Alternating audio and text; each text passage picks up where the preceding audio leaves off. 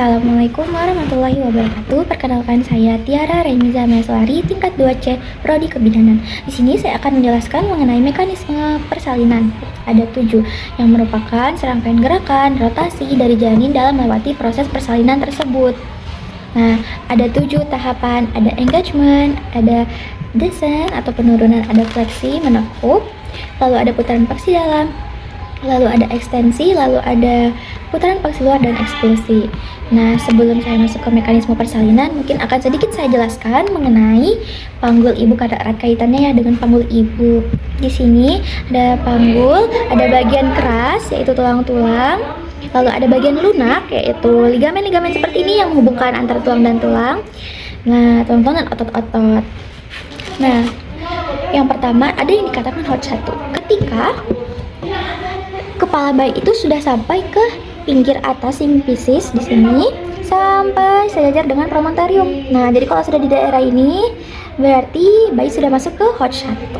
Lalu dikatakan HOT2 bagaimana? Kalau misalnya kepala bayi itu sudah sampai pinggir bawah di sini, pinggir bawah simfisis sampai ke daerah sakrum. Di sini, sakrum itu yang ini nih, kalau mungkin tidak kelihatan di sini ya. Yang ini. Nah, kalau HOT3 bagaimana? Kalau HOT3 itu sudah sejajar dengan spina ischiadica yang tulangnya ini yang runcing. Lalu dikatakan HOT4 kalau kepala bayi sudah sampai di koksigis di sini, tulang yang ini. Yap. Nah, mungkin selanjutnya akan sedikit saya jelaskan lagi mengenai kepala bayi ya. Nah, diketahui kepala bayi itu sendiri kan ada sutura-suturanya ya yang bisa bertemu, nah merenggang kembali tergantung bagaimana molase itu. Oke.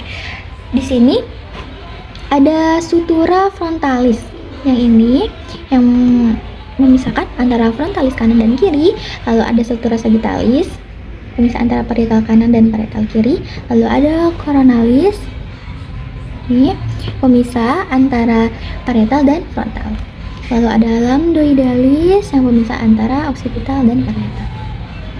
Nah, mungkin langsung masuk saja ke mekanisme persalinan yang tahap pertama yaitu engagement. Kenapa dikatakan engagement? Nah, sebelum itu kan di daerah panggul ini, di pintu atas panggul itu daerah yang bidang paling luasnya itu merupakan daerah melintang, maka posisi kepala bayi pun juga menyesuaikan. Makanya ketika masuk ke pintu atas panggul saat engagement itu kepala bayi itu masih melintang seperti ini, melintang. Nah, kelihatan kan sutura sagittalis seperti ini. Nah, seperti ini. Nah, lalu engagement itu terjadi kalau misalnya sudah di spina ischiadica tuh. Nah, ketika sudah di spina ischiadica atau di tulang-tulang itu tuh nanti tidak bisa naik ke atas lagi bayinya, jadi sudah terikat, makanya namanya engagement.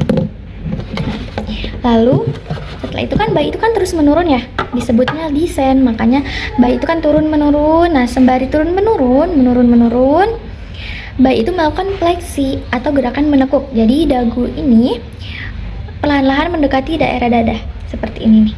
Ini dagu mendekati area dada bayi.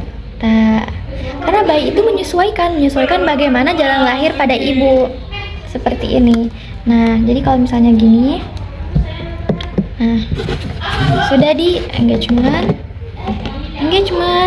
Nah, sembari fleksi. Nah, lalu di spina ischiadica ini juga terjadi yaitu putaran paksi dalam. Karena di selanjutnya ini kan bayi kan pasti harus menyesuaikan jalan lahir. Jadi bayi itu yang awalnya melintang seperti ini, dia itu kan melakukan pemutaran seperti ini. Nah, jadi yang awalnya daerahnya yang kelihatan itu melintang, nanti daerah yang terdepannya itu merupakan ubun-ubun kecilnya atau disebut occiput. Nah, seperti itu. Nah, syarat dari putaran paksi dalam itu sendiri ketika sudah terikat atau engagement di spina ischiadica, teman-teman. Nah, setelah sudah bayi itu kan akan kepalanya mengadah, mencari jalan keluar, mencari jalan lahir, itulah disebut ekstensi sampai kepala bayi keluar. Itulah yang disebut ekstensi. Nah, lalu ketika kepala bayi sudah lahir, kepala bayi sudah lahir yang merupakan dimana ini adalah bagian dari terkeras dari bagian tubuh janin. Selanjutnya bagian terkeras setelah kepala itu kan merupakan bahu ya.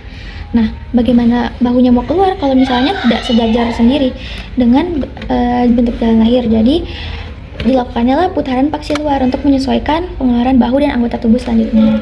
Mungkin seperti ini ya. Tuh, jadi bahunya tuh akan seperti ini. Jadi mungkin awalnya seperti ini, ketika kepala sudah lahir, itu akan seperti ini. Nah, putaran seperti ini. Nah, setelah lahirlah disebutlah eksplosi ketika dari bahu depan, bahu belakang, dan mengikuti seluruh anggota tubuh, itulah yang disebut eksplosi. Nah, seperti ini. Jadi kan tadi bayi sudah ekstensi ya. Ekstensi. Nah, lahirlah dahi, mata, mulut, lalu putaran paksi luar. Putaran paksi luar. Nah, menyesuaikan jalan lahir kan bahunya, lalu lahirlah bahu depan, lahir bahu bawah, dan diikuti dengan seluruh anggota tubuh yang lainnya. Nah, itulah yang disebut eksklusi. Nah, seperti itu. Mungkin mohon maaf bila ada kesalahan kata dan kekurangan, mohon dimaafkan. Wassalamualaikum warahmatullahi wabarakatuh.